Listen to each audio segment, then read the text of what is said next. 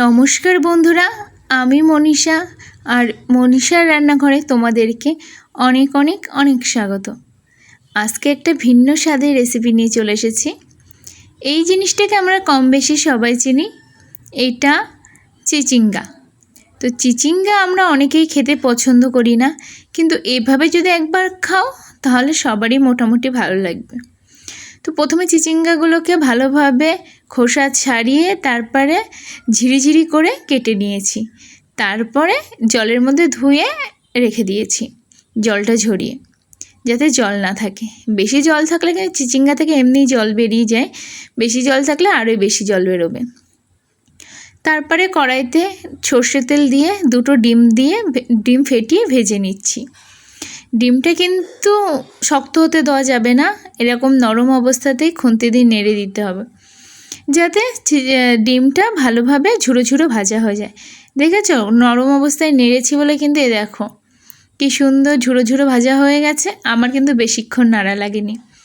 আবার সেই একই কড়াইতে আমি দিয়ে দেবো সর্ষের তেল। আজকের রান্নাটা কিন্তু আমি সর্ষের তেলেই করব। সর্ষের তেলের মধ্যে দিয়ে দিলাম শুকনো লঙ্কা ফোড়ন 3টে। তোমরা যেমন টেস্ট অনুযায়ী খাবে, ঝাল অনুযায়ী খাবে, তেমনই দিতে পারো।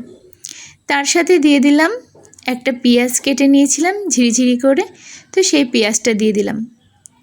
পেঁয়াজটাকে এবার একটু হালকা লাল লাল করে ভেজে নেব। পেঁয়াজটা একটু লাল লাল করে ভাজা হলে তারপরে কিন্তু আমরা অন্য কিছু অ্যাড করব। অন্য কিছু বলতে আমি এখানে সামান্য কিছু রসুন দিয়েছি।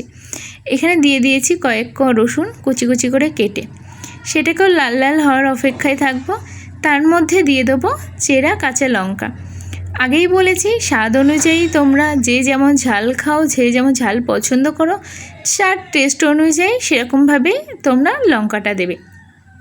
এখানে কয়েকটা কাঁচা লঙ্কা দিয়ে দিয়েছি, আর তারপরে যে চিচিঙ্গাগুলো রেখে দিয়েছিলাম ঝিরিঝিরি করে কেটে, সেই চিচিঙ্গাগুলো মিক্সড করে দিয়ে দিয়েছি। এর মধ্যে কিন্তু আমরা জল অ্যাড করব না, এর মধ্যে দিয়ে দিলাম লবণ পরিমাণ মতন, আর এখানে দিয়ে দিলাম হলুদ। এবার হালকা হাতে নেড়ে দেবো। এই সময় কিন্তু আঁচটা আমি একদম লো ফ্লেমে করে দিয়েছি। বেশি যদি জোরে দেওয়া হয় তাহলে কি হয়, পুড়ে ওঠে। সেক্ষেত্রে লো ফ্লেমে দিয়ে আমি আস্তে করে ঢাকা দিয়ে দিয়েছি। এইভাবে 3-4 মিনিট ঢাকা দেওয়ার পরে ঢাকাটা খুলে দেখো কতটা জল বেরিয়ে গেছে।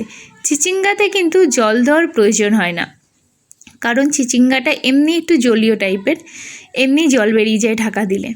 সেক্ষেত্রে যদি জল দেওয়া হয় তাহলে একদম পুরো জল জল হয়ে যায়, অনেকটাই ঝোল হয়ে যায়।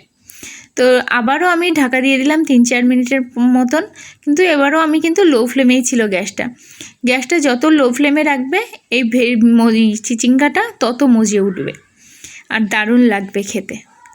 এইভাবেই আমি নেড়ে চেড়ে আস্তে আস্তে করব।